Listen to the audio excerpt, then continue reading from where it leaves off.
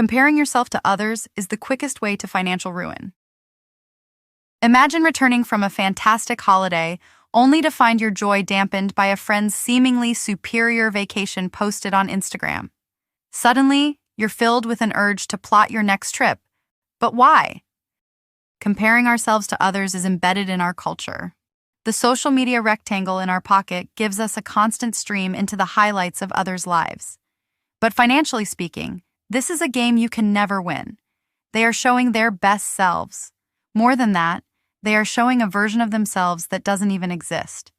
It's no wonder you're left asking, am I good enough? Or considering a better car or a nicer holiday. Such comparisons and the bad financial decisions that often follow ultimately stem from your own insecurities.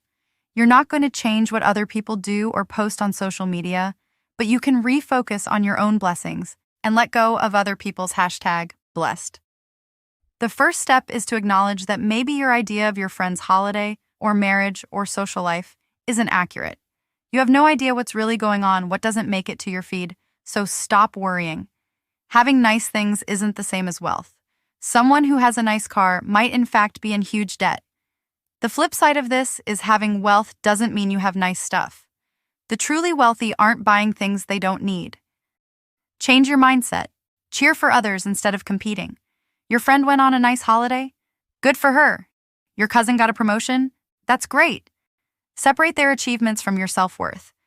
Don't compare yourself to your parents either. Their longer lifespan and different circumstances make such comparisons unfair.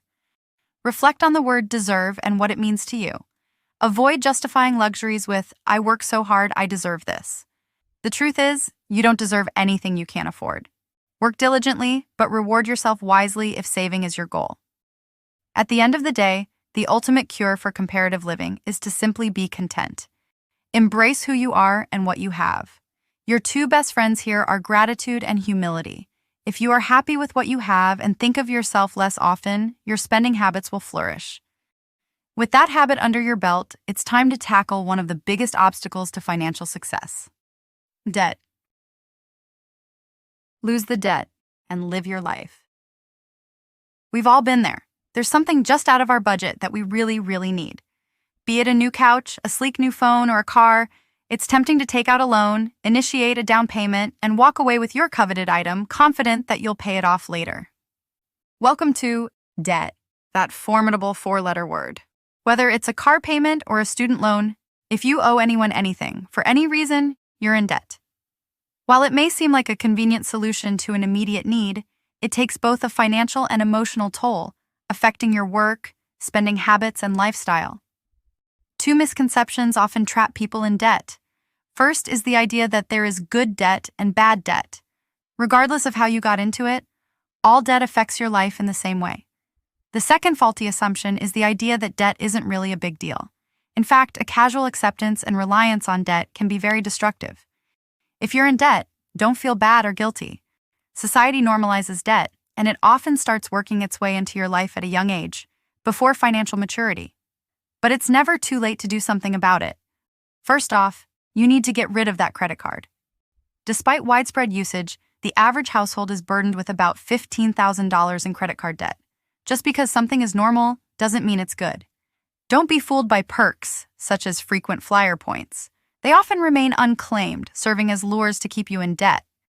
What about emergencies? While it's comforting to have options, using a credit card for unexpected expenses isn't ideal. Emergencies do happen, so set aside some cash for situations like this. Start saving today for that exact purpose, and an emergency won't be followed by the stress of additional debt. What if, like most people, you already have a huge student loan? It's tough, but you need to pay that off as quickly as possible. Increase payments when you can. Treat it like an unwanted ex who you need to kick out as soon as you can. The same goes for any other debt you're already in. Start a debt avalanche. Focus on paying off your largest debt. Then when that's done, put that same amount into the next biggest, and so on. It will disappear with a satisfying exponentiality. Getting out and staying out of debt is one of the most important financial decisions you can make to take control of your life. Use a budget to take control of your money. Imagine being on holiday with unlimited money and the freedom to spend it on whatever you want, Sounds great, doesn't it? Undeniably, spending money is fun, but the concept of budgeting dampens that joy. Think of your budget like organizing a messy closet. Organizing your finances gives you clarity on what to allocate where and what to eliminate. It's part of the freedom and responsibility of growing up, just like keeping your living space tidy. This doesn't mean always denying your desires. Instead, recognize that sometimes your wants and desires can exceed your means. Ever wonder where all your money went? A budget can prevent that, but you need to be honest with yourself. Learn to say no to unplanned purchases, whether it's an enticing ice cream, a nice pair of shoes, or an adorable onesie for your child. If this feels restrictive, then change your perspective. Instead of a budget being a set of limitations, think of it instead as a guide for what you can spend money on. It's not just a joyless rationing of money for bills and other necessities. It's a plan to spend money in alignment with your goals. It's about acting with intent and having control of your money. So, how should you plan your budget? Approach it as you would plan for a marathon. Everything needs to be mapped out in advanced training, rest, and run days. You need to decide where you are allocating your money. Create a new budget before the start of each new month. The goal is to be proactive, not reactive. Record your budget on paper or digitally. Allocate an amount for giving, saving, and spending. When these categories reach zero, then that's it for the month. The spending category takes the most consideration. Realistically estimate essentials like food, rent, clothes, and transportations. Then with what's left over, take into account secondary priorities like insurance, entertainment, and other miscellaneous expenses. And of course, don't forget debt repayment. The beauty lies in the flexibility and freedom of choice. Saving for some golf clubs? Lower your grocery budget and put a bit into savings. Hosting a dinner party? Allocate more to food. Your budget, money, and life are in your hands. In the next section, we'll have a look at one of the budget's trickiest components: saving. Save seriously, and you're set for life. Life is full of surprises. While good surprises are welcome, you need to anticipate and prepare for the bad. A car crash, dental emergency, global pandemic? Savings won't prevent these, but they give you options when such events occur. Priority number 1, the emergency fund. If you don't have one, start immediately. Begin with $1,000, which in a crisis can be the difference between immediate resolution or long-term debt. Eventually, you'll want to have 3 to 6 months' worth of total expenses in savings. The weight this will take off your shoulders is priceless. Remember, it's insurance, not investment, so keep it separate from other savings. Next, start saving for predictable stage-of-life events, major future expenses. Here are a couple of the main ones. Purchasing a car is a common goal. As we've learned, you want to avoid any kind of debt, including loans for a car. So instead of paying $500 a month on an expensive but depreciating vehicle, save $500 monthly until you can afford to buy a reasonably priced and practical one. The next big life event to save for is retirement. It's easy to neglect because honestly, we all think we'll stay young forever. With a strong, debt-free foundation, you should start putting 15% of your income into a high-interest, low-tax retirement fund. This can be complicated, so it's best to consult an expert.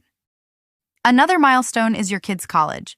To prevent burdening them with loans, start saving early. There are many other life events: weddings, expanding the family, saving for big trips. Whatever it is, start the saving habit as early as possible. Perhaps the single most significant life purchase is buying a house.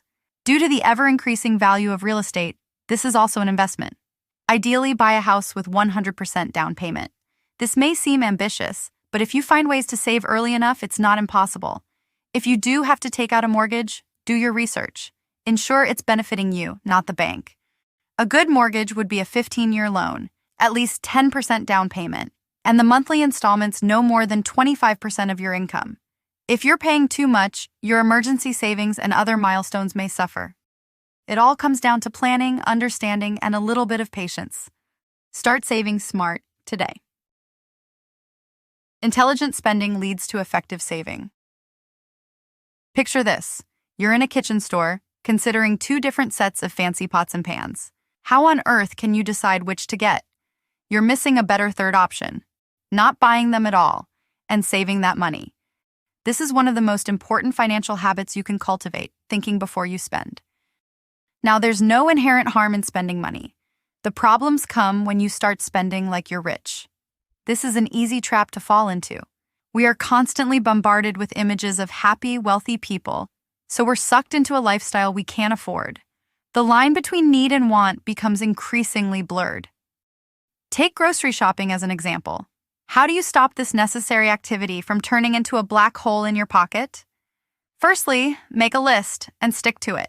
Decide what you're buying while you're still at home, and you won't be as tempted to make impulsive financial decisions.